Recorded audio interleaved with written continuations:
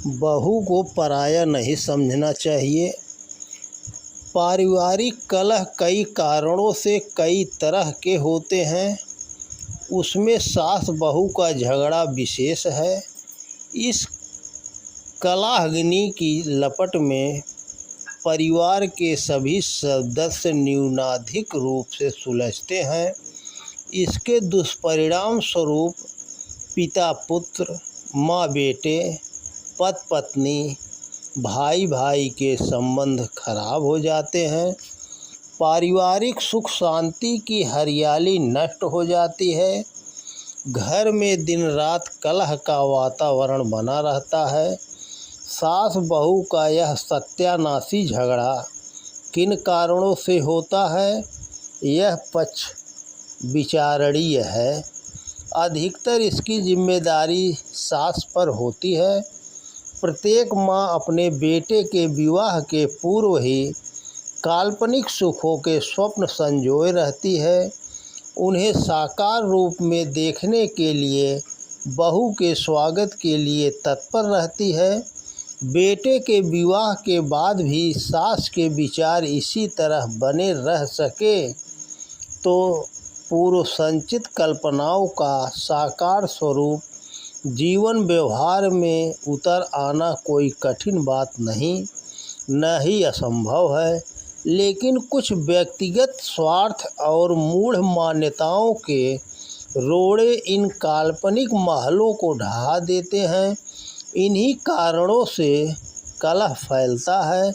यह बात सत्य है कि ताली दोनों हाथों से बजती है, पक्षी दोनों पंखों से ही उड़ान भरता है, रथ दोनों पहियों से ही चलता है, दो वस्तुओं के घर्षण से ही शक्ति पैदा होती है।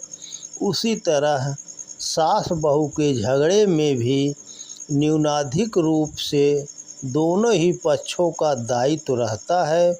यदि इनमें से कोई एक भी पक्ष अपने स्वाभिमान स्वार्थ को कम कर सहयोग, आत्मीयता, सम्मान तथा त्याग का व्यवहार करने लगे तो कोई कारण नहीं है घर में कलहाग्नि जलती ही रहे। एक पक्ष किसी कारण से तान फून करता भी रहे और दूसरा पक्ष इस आग में घी छोड़ने का काम न करे तो आग थोड़ी देर बाद स्वयं ही बुझ जाएगी तथा शांति का वातावरण बना रहेगा। स्वाभिमान को बनाए रखने के लिए बराबरी के साथ उत्तर का प्रत्युत्तर देते रहने से में दूसरा पक्ष भी अपना क्रोध बढ़ाता जाता है। फलतः पारिवारिक महाभारत का दृश्य उपस्थित हो जाता है। जो सास बहू को पराई समझती है वही बहू की ताड़ना देती है, उसके साथ झगड़ती है।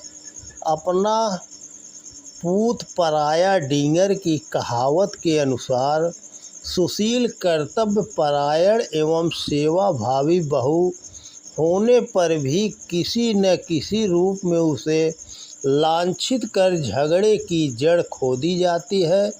घर का वातावरण ऐसा बना दिया जाता है कि बहू को उस आग में जलने के लिए बाध्य हो जाना पड़ता है। ऐसी सास अपनी बेटी की ज़्यादा हितकारिणी होती है। उन्हीं के लिए घर की सारी सुविधाएं सुरक्षित रखने का प्रयास करती है। इसमें बहू उन्हें बाधक दिखती है। फलतः उनका विरोध किया जाने लगता है। आज प्रायः घरों में झगड़े का यही कारण है कि माता पिता लड़की की ससुराल में हस्तक्षेप करते हैं। विवाह के समय लेन देन में कमी बेशी, बारातियों के स्वागत सत्कार, भोज बारात में कमी रह जाने पर, दहेज तिलक की कमी तथा मांग की पूर्ति न की जाने पर सास बहू को जली कटी सुनाना पुरानी बातें हैं।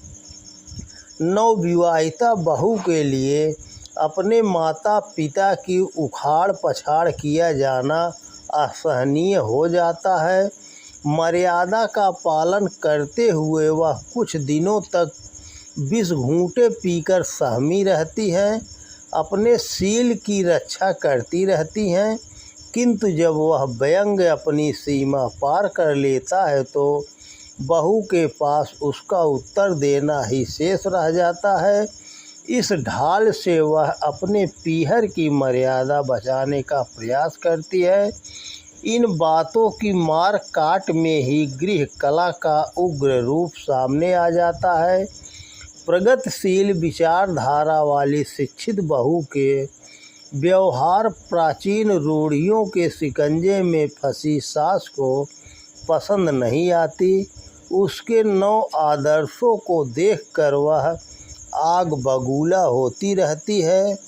अपने पति के साथ हंसना, बोलना, मनोरंजन करना, अध्ययन करना, पास पड़ोस की महिलाओं के साथ वार्ता करना, उनके साथ हेल मेल बढ़ाना तथा अन्य व्यवहार उसे फूटी आँख नहीं सुहाते। सास अपनी पुरानी रूढ़ियों को छोड़ना नहीं चाहती और बहू को अपने चरण चिन्हों का अनुगमन करने के लिए कहती है, इसके लिए बाध्य करती है। उसकी स्वच्छंदता को वह किसी भी हद तक क्षमा नहीं कर सकती।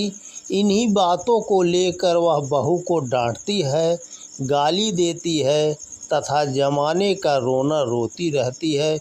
कभी कभी परिवार में मूढ़ मान्यताओं के कारण भी कलह पैदा होता है। पारिवारिक आर्थिक अभाव